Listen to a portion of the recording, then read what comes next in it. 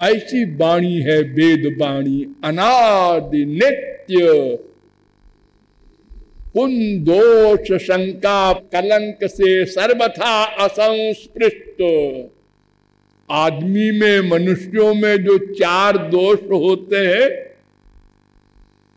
वो वेद में नहीं है।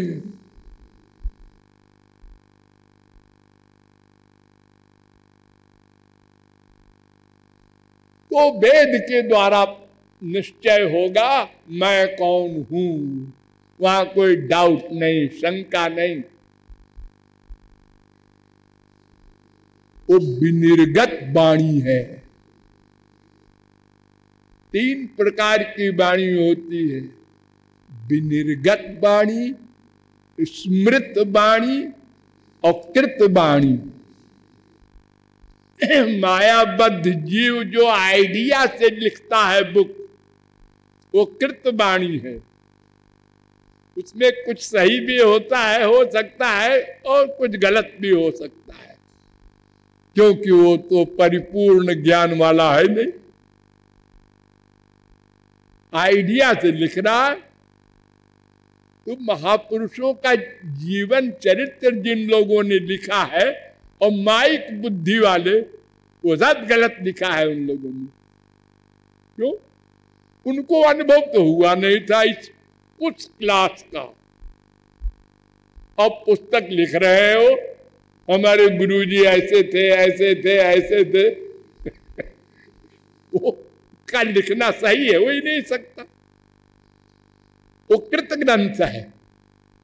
और स्मृत ग्रंथ सिद्ध महापुरुषों का होता है, जिनको पूर्ण ज्ञान, पूर्ण भगवत प्राप्ति और माया का सदा के लिए अत्यंता भाव हो चुका है।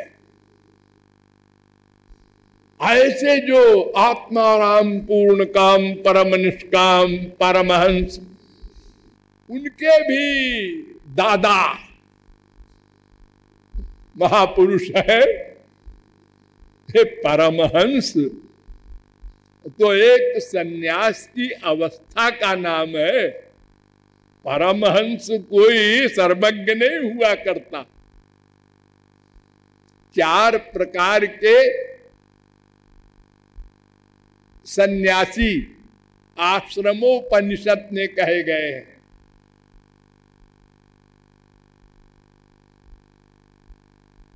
कुटीचक, बहुदक, हंस, परमहंस। और नारद परिव्राजकोपनिषद में 6 प्रकार के सन्यासी कहे गए हैं। कुटीचक, बहुदक, हंस, परमहंस, तुरीयातीत, अवधूत। लेकिन ब्रह्मज्ञानी भी परिपूर्ण नहीं कहा जा सकता, क्योंकि ब्रह्मज्ञानी निराकार ब्रह्म का अनुभव कर चुका है। साकार भगवान की लीला माधुरी का रस नहीं पा सका, इसलिए वो भी पूर्ण नहीं कहा जा सकता।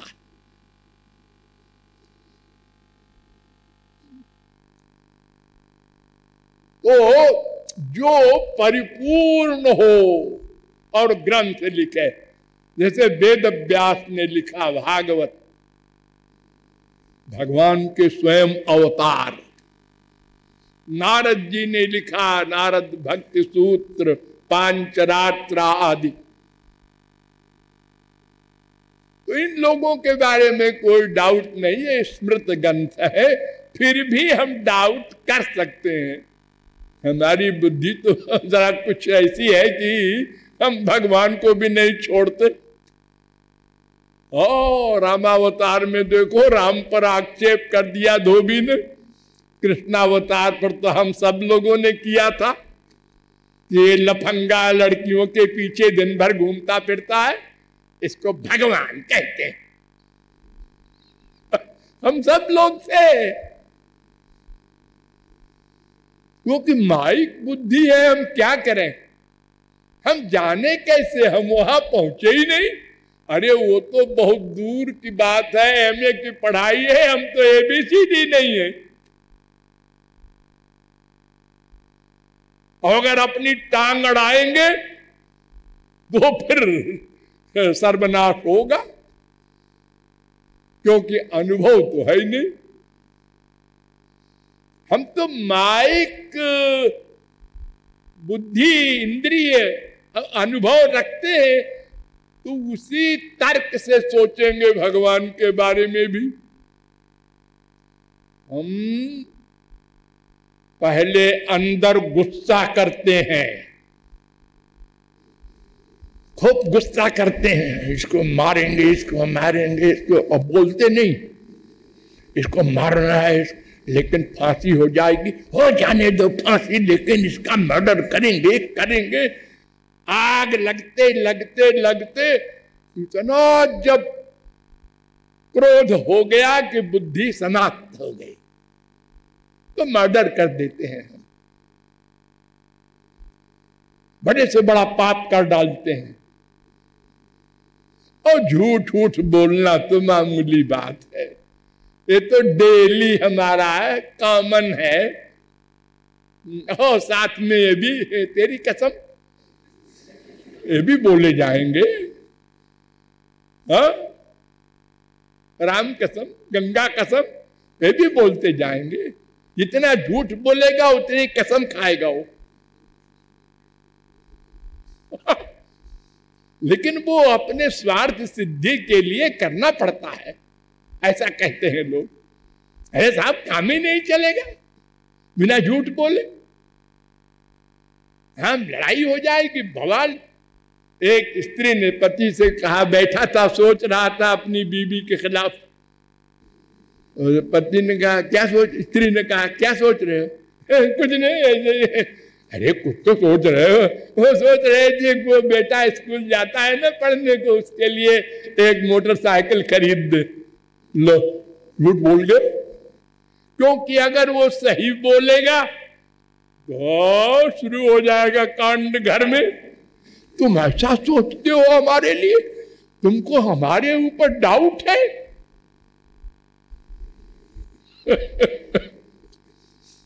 तो पहले क्रोध शुरू होता है, बढ़ता है, बहुत होता है, फिर हाथ हम चलाते हैं किसी के ऊपर।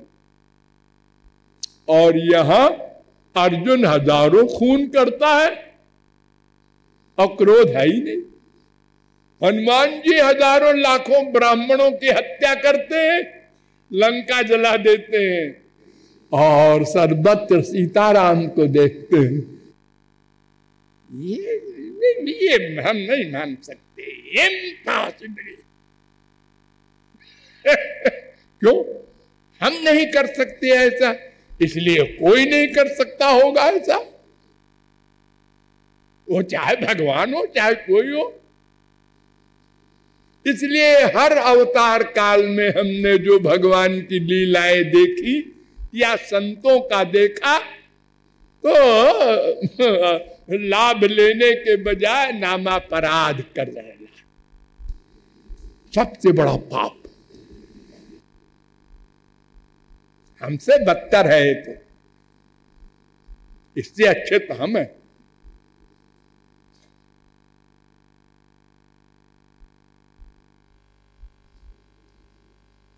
ये हमारा स्वभाव है, तो हम जान नहीं सकते, इसलिए वेद का अवलंब लेना पड़ेगा।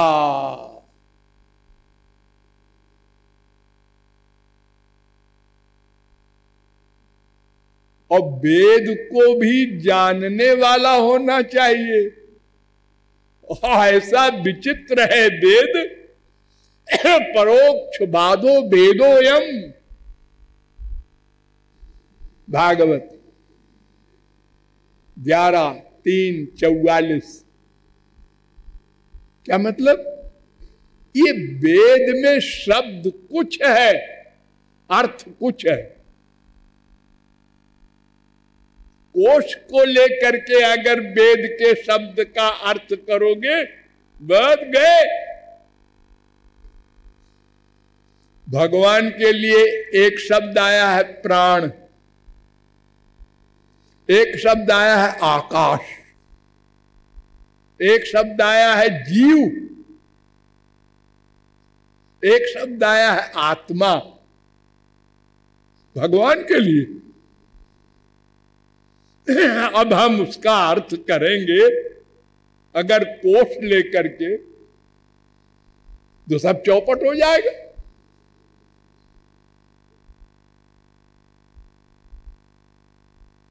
वेदस्य चेश्वरात्मत्वात् तत्र मुह्यन्ति सूरयः। वेद ईश्वर स्वरूप है, जैसे ईश्वर भगवान बुद्धि से परे है ऐसे वेद भी बुद्धि से परे है। 11:3:43 बड़े बड़े योगींद्र मुनींद्र नहीं समझ सके। वेदा ब्रह्मात्म विषया, वो ब्रह्म स्वरूप है वेद। जैसे ब्रह्म इंद्रिय मन बुद्धि से परे है ऐसे वेद भी। और ना वेद बिन मनुते तम बृहंतम, अगर वेद को नहीं जानोगे तो न मैं को जानोगे न मेरे को जानोगे। मेरे दूसरा मेरा भी है ना, हमने दो बताया था ना, एक मैं एक मेरा, ये दोनों को जानना आवश्यक है। मैं कौन मेरा कौन, तो ये मैं मेरे का ज्ञान चेतन होने के कारण माइक मैटर से नहीं हो सकता। एक एक शब्द पर ध्यान दो। माइक उपकरण से, माइक साधन से, दिव्य साध्य मैं या मेरा भगवान, इनका ज्ञान असंभव है। इसलिए शब्द प्रमाण के द्वारा ही मैं का वास्तविक ज्ञान हो सकता है, वरना हम मेरे कोई मैं बोले जाएंगे, मैं माने जाएंगे।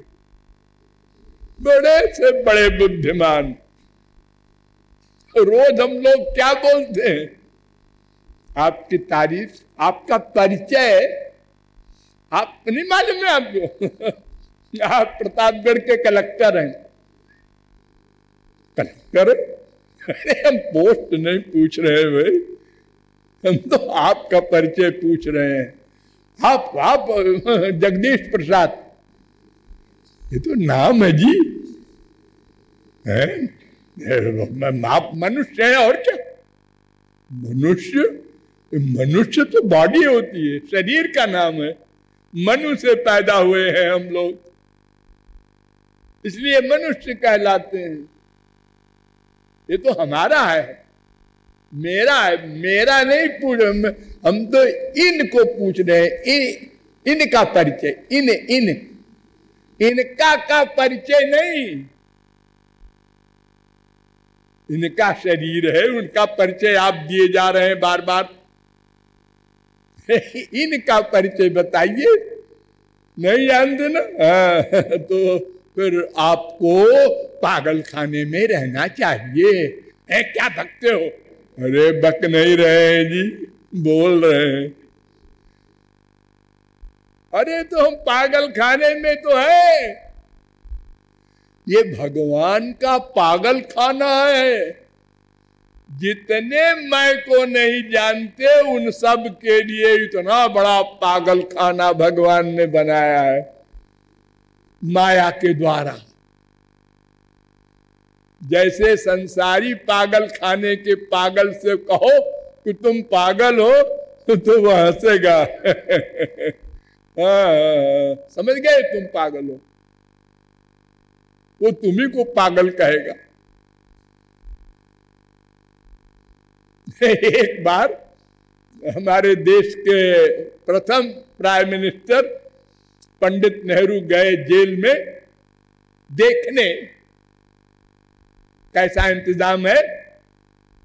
तो पागल खाने में गए तो वहां सब अजीब अजीब हरकतें कर रहे थे पागल लोग। और उनका इंचार्ज एक था पागलों का, तो उसको बुलाया नेहरू ने और कहा कि तुम्हारा क्या नाम है? नाम बता। कहाँ रहते हो? कितनी योग्यता है? क्या पढ़ा है? सब ठीक ठीक जवाब दिया। नेहरू ने जेलर से कहा इसे क्यों बंद कर रखा है? ये तो अच्छा भला आदमी है। तो बेचारा डर गया जेलर कि हम तो गए सर्विस से, ये कह रहे हैं कि इसको क्यों बंद कर रखा है, तो अच्छा भला आदमी है। तो उसने पागल ने कहा पंडित नेहरू से आपकी तारीफ। तो उन्होंने कहा मैं पंडित नेहरू हूं प्राइम मिनिस्टर। तो उन्होंने कहा ठीक है ठीक है, वो जो सामने के कमरे में है ना वो अपने को महात्मा गांधी कहता है, उसी में तुम भी चली जाओ। तो जेलर ने कहा हुजूर सुना, ये ऐसा पागल है, ठीक रहता है ठीक रहता है फिर पागल हो जाता है। अब इसको हाफ मैड कहो या 3/4 कहो, ये ऐसे ही पागल है। तो उसी प्रकार के हम लोग हैं, कभी कभी अच्छी बात भी करते हैं। अब इस समय आप लोगों को कोई देखे तो क्या कहेगा? कोई पागल नहीं है इनमें, सब भगवान की भक्ति कर रहे हैं, कीर्तन कर रहे हैं, भजन कर रहे हैं, किसी के प्रति कोई गंदी भावना नहीं कर रहा है, किसी की कोई चोरी नहीं कर रहा है, न कोई झूठ बोल रहा है, सब आपस में देखो तो सब हिसाब महापुरुष बैठे हैं। और अगर इसी में से किसी ने जरा सा यूं कर दिया धक्का, आ गया वो अंदर बैठा था वो अंदर बैठा ताक में था कि जरा सा कुछ मामला मिले और हम आ जाए सामने। हाँ? तो पागल हो गए हम तुरंत। एक बहुत बड़ा कलेक्टर, कमिश्नर, गवर्नर, उसने डांटा अपने चपरासी को, तू देर में आता है रोज। उसने कहा हुजूर बुरा न माने, आप तो और देर में आते हैं। गधा बदतमीज, लगा इसके 4 झापट। हमारे लिए ये कहता है हमारी बराबरी है तेरी। हुजूर तनख्वाह तो आप भी लेते हैं पूरे टाइम की। अब उनकी मारपीट देख के कोई जगत गुरु जाए और कहे कलेक्टर साहब आप क्यों मार रहे हैं इसको? है ये देखो कितना मूर्ख है, ये हमसे कहता है कि तुम भी तो देर में आते हो। हाँ ठीक तो कहता है, क्या गलत कह रहा है? और एक बात बताओ कि तुम IAS हो, हाँ, और ये एक मामूली पढ़ा लिखा है, चपरासी है, हाँ, तो तुम क्या समझते हो कि तुम्हारे बराबर काबिल रहेगा? अरे मूर्ख तो है ही है, तो मूर्ख तो मूर्खता ही करेगा। ये तुमको क्यों आश्चर्य हुआ कि ये घोर मूर्ख है? तो IAS का चपरासी IAS होना चाहिए, तब तो हिसाब ठीक बैठेगा। तो कलेक्टर साहब के पास कोई जवाब नहीं होगा कि हाँ वाकई है तो मामूली पढ़ा लिखा गंवार तो गलती कर सकता है, लेकिन हमने गुस्सा किया, हम क्यों मूर्ख बन गए? हम गुस्से की एक्टिंग करें, गुस्सा न करें। हम प्यार की एक्टिंग करें, मां से, बाप से, भाई से, सब से। प्यार न करें प्यार मेरा जो है उससे करें, ये मेरे नहीं है, ये शरीर के हैं। बस इतनी सी बात है। तो वेदों के द्वारा हमको समझना होगा मैं कौन हूं, ये फिर बताया जाएगा।